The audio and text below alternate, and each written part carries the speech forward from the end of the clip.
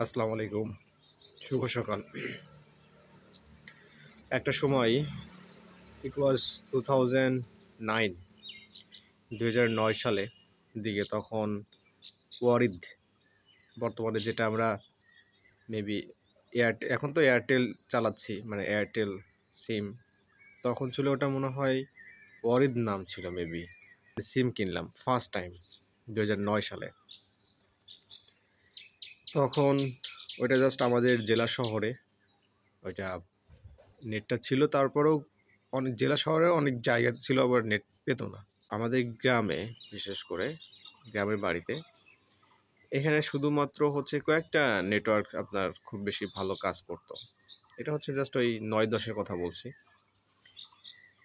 তারপরে তো network service সব কিছু ভালো হলো। এরপর হচ্ছে এখানে বিভিন্ন ধরনের যে ডিশ ক্যাবল যেটা বলে, ডিশ আসলো এখানে। তাও এটা আসছে হচ্ছে 2008-এর দিকে। আমার মনে আছে 2008-এর দিকে আমি আমাদের এলাকা থেকে যখন আইপিএল শুরু হলো, মেবি 2008-এর দিকে শুরু হয়। তো আইপিএল খেলা দেখার জন্য এখান থেকে, আমাদের গ্রাম থেকে, বাজার থেকে আমরা সাইকেলে করে হচ্ছে এখান থেকে আরও 5-6 কিলোমিটার দূরে আমরা যেতাম। মানে সেখানে ডিশ ছিল, আমাদের এখানে ছিল না, বাজারে ছিল না তখন। আচ্ছা, তারপরে ডিশ আসলো, তারপরে এই যে বিভিন্ন ধরনের সিডি প্লেয়ার, ডিভিডি, এগুলো তো ছিলই আগে থেকে। তখন যে মোবাইল আমি ব্যবহার করতাম, ওটার ডাটা প্যাক হয়তো জানি না কোন সিম ব্যবহার করতাম, বাট ওইটা খুবই স্লো ছিল তখন। ইন্টারনেটের স্পিডটা আমার মনে হয় আপনারা যারা ওই সময় যারা ব্যবহার করছেন, এটা ভালোভাবেই গেস করতে পারবেন যে কী ধরনের স্পিড ছিল তখন নেটের। আর তারপরেও তো ওই সময় তো কোনো ইনকাম ছিল না, সো মানে বাসার টাকা থেকেই ওখান থেকে ওটা ব্যবহার করতে হতো। তারপরে একটা সময় আসলো যে ব্রডব্যান্ড লাইন, মানে শহরে যখন গেলাম পড়াশোনার জন্য, ব্রডব্যান্ড লাইন ব্যবহার করা শুরু করলাম। ও সরি, ব্রডব্যান্ড না, ব্রডব্যান্ডের আগে হচ্ছে মডেম ব্যবহার করতাম। আমি যখন ঢাকা মোহাম্মদপুরে ছিলাম তখন মডেম ব্যবহার করতাম, এবং ওই মডেমে হচ্ছে আমি রিসার্চ করতাম। ওইটা মডেমটার নামটা জানি না, ভুলে গেছি। ওইটা কিনছিলাম, কেনার পরে ওইটা রিচার্জ করতাম, 500 টাকা রিচার্জ করতাম। পরে বাসায় এসে তারপরে আবার মানে অনেক হ্যাসেল ছিল, ওইটা অ্যাক্টিভ করা হাবিজাবি কি জন্য ভুলে গেছি। তারপরে ওই মেসে যখন ছিলাম তখন ওখান থেকেই আবার ব্রডব্যান্ডের লাইনটা নিলাম আর কি, ওখান থেকে। তারপরে ওই স্পিডটা পেয়ে গেলাম। আর তখন চিন্তা করতাম যে এইটা বাড়িতে কবে হবে, যখন বাড়িতে যাব তখন কিভাবে কি করব। তখন বাড়িতে এসে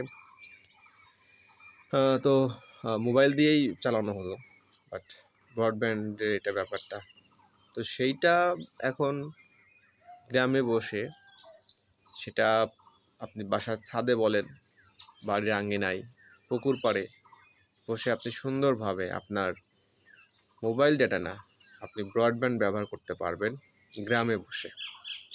মানে টাইম এখন এটাই চলতেছে, মানে গ্রামে একটা ওয়াইফাই নিয়ে, গ্রামে 5-7 জন বা 10 জন ওয়াইফাই নিয়ে ছেলেরা, তারা হচ্ছে সুন্দর একটা জায়গায় রাউটারটা সেট আপ করে তারা মোবাইল চালাচ্ছে। তারপরে বাজারে 2-5 জন আপনার দোকানদার, তারা রাউটারটা নিয়ে ওয়াইফাই চালাচ্ছে, নেট চালাচ্ছে। আর এখন তো অ্যাভেলেবেল, মানে সেই 2009-এর কথা মনে পড়লে, 11 কথা মনে পড়লে আর এখনকার কথা অনেক অনেক অনেক ডিফারেন্স। এবং টেকনোলজিতে আমাদের মানে যেমন বলে না যে হাতের মুঠোয়, তা হাতের মুঠোয় এখন চলে আসছে। আপনি কোথায় যাবেন, হাটে মাঠে গঞ্জে সব জায়গায় পাবেন। আর স্মার্টফোন তো এটা তো মানে মানুষ ছাড়া স্মার্টফোন বেশি বর্তমান বাংলাদেশে আমার মনে হয়। এনিওয়ে, সো এই গল্পগুলো মানে কাহিনীগুলো বলছি, এটা মানে জাস্ট বিষয়গুলো আপনারা অনেকেই জানেন। আর তখনকার যারা শুনেছি, যারা 2010-এর পরে হচ্ছে যারা ফ্রিল্যান্সিং শুরু করছিল, তখন তাদের সময় অনেক স্ট্রাগল তারা করছে, অনেক কিছু করছে। অনলাইন ইনকাম তো এই ব্যাপারগুলো কিছু ছিলই না, যেমন ইউটিউব থেকে ইনকাম, ফেসবুক থেকে ইনকাম, এই ব্যাপারগুলো কিছুই ছিল না। তারপর অনলাইন বিজনেসের কথা তো মানুষ কখনো চিন্তা করতে পারে নাই। বাট বর্তমানে আপনি দেখবেন যে ইন জেনারেল আমাদের যে ইনকামের যে সোর্সগুলো থাকে তার পাশাপাশি এই যে কিছু শব্দ আমি ব্যবহার করলাম, অনলাইন ইনকাম মানে online business, freelancing, Facebook, YouTube, okay, drop shipping, এই ব্যাপারগুলো তখন ছিল না। বাট এই ইন্টারনেটের সুবাদেই কিন্তু এই ইনকামের ওয়েগুলো কিন্তু বের হয়েছে, এটা আমাদের স্বীকার করতেই হবে। এটা এই ইন্টারনেটের মানে কারণেই এটা সহজ হয়েছে আমাদের কাছে। তো এটা এই জন্য বলছি, কারণটা হচ্ছে যে ওই সময় একটা অনলাইনে সার্চ করা বা গুগল করা এই ব্যাপারগুলো তো মানে একদমই মানে কী বলবো, মাথার উপর দিয়ে যেত, বিষয়টা এমন ছিল। এখন এত সহজ, আপনার গুগলও দরকার নাই, আপনি চ্যাট জিপিটি ব্যবহার করবেন। আপনি ক্লাস 6 মানে স্টুডেন্ট হতে পারেন, ক্লাস 10, 9, 8 হোয়াটএভার, ইউনিভার্সিটি, আপনার পড়াশুনোর কাজে যে পরিমাণ সাপোর্ট দিবে এই ধরনের এআই টুলস। আর এখন তো প্রত্যেকটা বাসায় ফ্যামিলির কাছে স্মার্টফোন আছে এবং এটা আছে। তারপরে আমি বোঝাতে চাচ্ছি যে ওই সময়কার মানুষের স্ট্রাগল আর এখনকার স্ট্রাগলটা অনেক ইজি এবং স্মার্ট। তারপরেও দেখবেন যে আমাদের মধ্যে অনেক প্রবলেম আছে, মানে আমরা পারতেছি না, তারপরে আমাদের এটা ভালো লাগতেছে না বা কী করবো বুঝতেছি না, এই ধরনের কনফিউশন অনেক আছে। হ্যাঁ, বা এটা হচ্ছে না, এটা আমাদের হবে না, হয়তো অন্য কিছু ট্রাই করতে হবে, এই ব্যাপারগুলো। সো অনলাইনে ইনকামের এই ব্যাপারগুলো মানে যতটা ইজি আপনাদের কাছে হয়ে যাচ্ছে এই ইন্টারনেটের কারণে মনে হচ্ছে, বাট আলটিমেটলি আপনি যদি দেখেন যে এটা কিন্তু কমপ্লিকেটেডও হয়ে যাচ্ছে। মানে কমপ্লিকেটেড কেমন, মানে একটা সময় ছিল ধরেন যে ডাটা এন্ট্রি করে অনেকেই গাড়ি বাড়ি করছে, বাংলাদেশে বিয়ে শাদী করছে, হ্যাঁ, 5-7 লাখ টাকা খরচ করছে। কিন্তু এখন কিন্তু ওই নিউজ বা ওই ধরনের ফ্রিল্যান্সার কিন্তু তৈরি হবে না, ডাটা এন্ট্রি কাজ করে ওই ধরনের ব্যাপারগুলো। কারণ কি, এখন মনে করেন এআই চলে আসছে, অনেক কিছু টেকনোলজি আপডেট হয়েছে, কাজের চাহিদারও মনে করেন যে চেঞ্জ হয়েছে। বাজারে আপনি একটা সময় গিয়ে মনে করেন যে একটা লাল চা আপনি খাইতেন, তারপরে কি আসলো, যখন দুধ চা শুরু হলো গ্রামে, তখন আপনি যে আর লাল চা ভালো লাগে না, আপনি যে বলেন যে দুধ চা। আর যে দোকানে দুধ চা নাই ও দোকানে আপনি মানে আপনার গেস্ট যদি আসে কোনো বন্ধু বান্ধব, তাহলে আপনি ওই দোকানে বসেন না যেখানে আগে বসতেন, লাল চা পাওয়া যেত, এখন আপনি যখন দুধ চা পাওয়া যায় সেখানে বসেন। আচ্ছা, এরপরে যখন গ্রামে হচ্ছে আপনার কফি আসলো, হ্যাঁ, মানে আবার কফি গ্রামে দেখি এখন দুধ কফি মানে সব মিক্স করে একটা মানে বানায় আর কি। তো ধরলাম যে কফি আসলো গ্রামে, এরপরে যখন যে দোকানে কফি শুরু হলো, আপনি আর ওই দুধ তারপরে লাল এটা বাদ দিয়ে আপনি এখন চলে গেছেন কফিতে।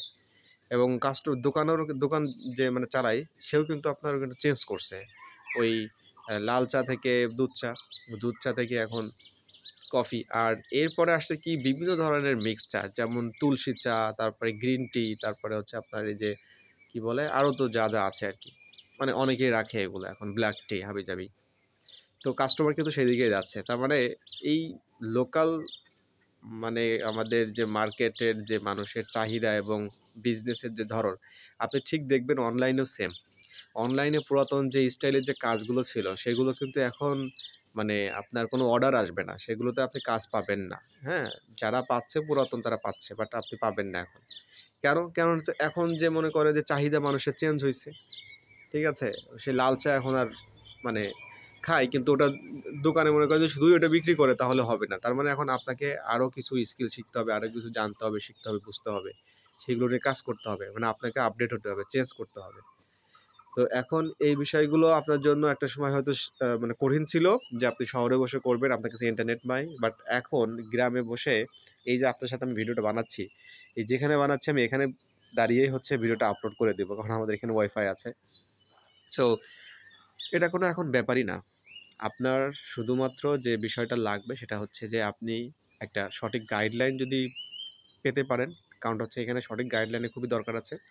তার জন্য আমি অলওয়েজ প্রিফার করি আপনারা যেকোনো একটা মেন্টরের সাজেশনে একটা গাইডলাইন ফলো করে এটা কাজগুলো করতে পারেন। কারণ অনেকেই ডিসিশন নিতে পারেন না যে কী করবেন না করবেন। তো আপনার গাইডলাইন নিয়ে আপনাদের যে মানে স্বপ্নটা আছে সেই স্বপ্নটা বাস্তবায়নের জন্য ওইটা নিয়ে কাজ করেন। ওটা নিয়ে ওটার পিছনে সময় দেন।